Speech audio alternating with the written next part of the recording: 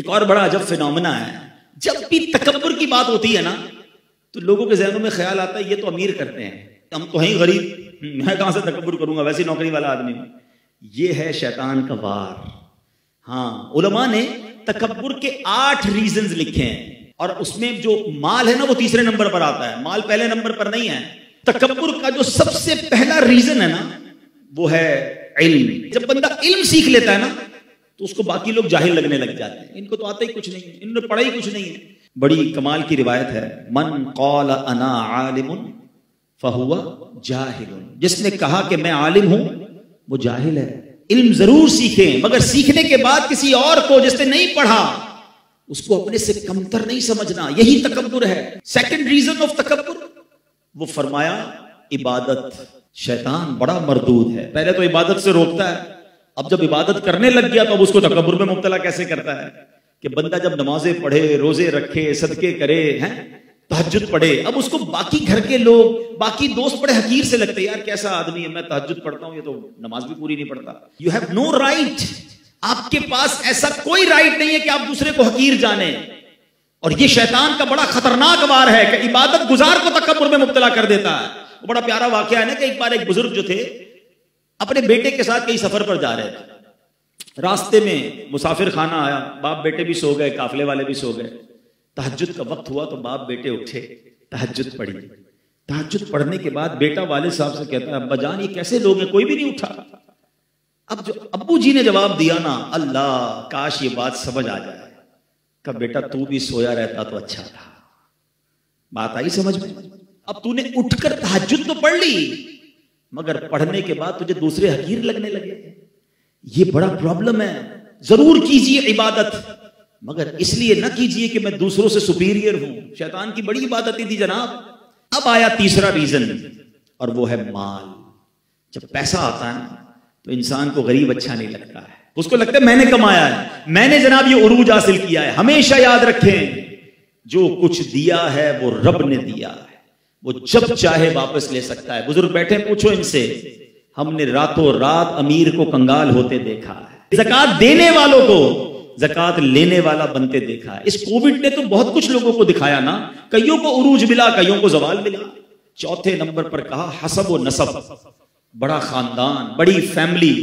پیر ہی نہیں دیتے بھائی ہمارا خاندان بہت اونچا ہے، ہم تو بڑے خاندان والے ہیں، اس کا تو خاندان وہ فلاں فیملی سے تعلق رکھتا ہے۔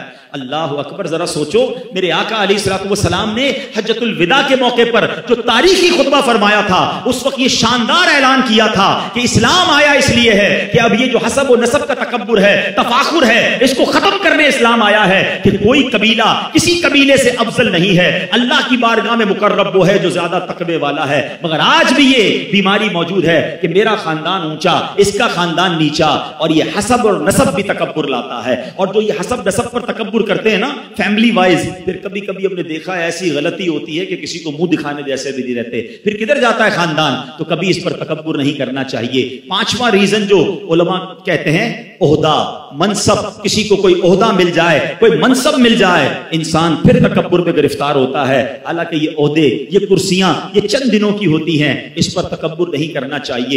چھٹا، کامیابیاں۔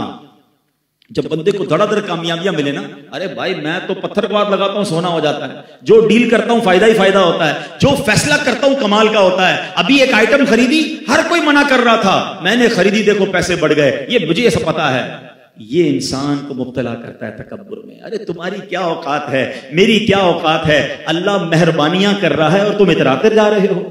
ہونا تو یہ چاہیے کہ وہ عطائیں فرمائے تو ہم سر اور جھکائیں۔ دنیا کا دستور ہے، درخت پر جب پھل لگتے ہیں نا وہ درخت جھکتا رہتا ہے، جھکتا رہتا ہے، جتنا پھلدار ہوتا ہے اتنا جھکتا ہے، جس کے کانٹے لگے ہوتے ہیں وہ سیدھا کھڑا ہوتا ہے۔ کامیابیاں ملیں یہ اللہ کی عطا ہے، اور شکر کرو اور عاجزی کرو، اتراؤ نہیں۔ ساتواں سبب علماء کہتے ہیں حسن و جمال۔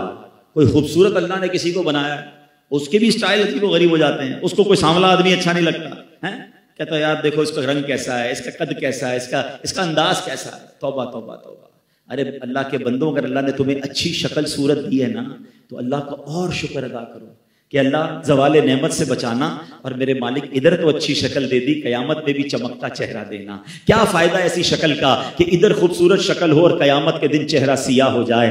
اللہ اس دن کی خوبصورتی عطا فرمائے، اس دن کا چمکتا چہرہ عطا فرمائے۔ کتنی پیاری دعا ہمیں اسلام سکھاتا ہے، آئینہ دیکھو تو دعا کرو، اللہم حسنت خلقی فحسن خلقی، اے اللہ میرا چہرہ تو اچھا بنا دیا، میرے اخلاق بھی اچھے کر دے۔ اے اللہ چہرہ تو اچھا بنایا، باطن بھی اچھا کر دے۔ تو کبھی بھی اگر اللہ نے حسن و جمال دیا ہے تو تکبر نہ کرنا۔ ہم نے اچھے اچھے چہروں والوں کو بیماریاں لگ کے چہرے بگڑتے دیکھا، بستر پر پڑتے دیکھا، اور زمین کھا گئی۔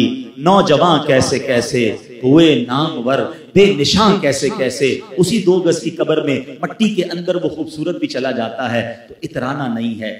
8واں ریزن، اور وہ ہے طاقت۔ آقا کے پاس کیسی طاقت تھی اور عاجزی کیسی تھی۔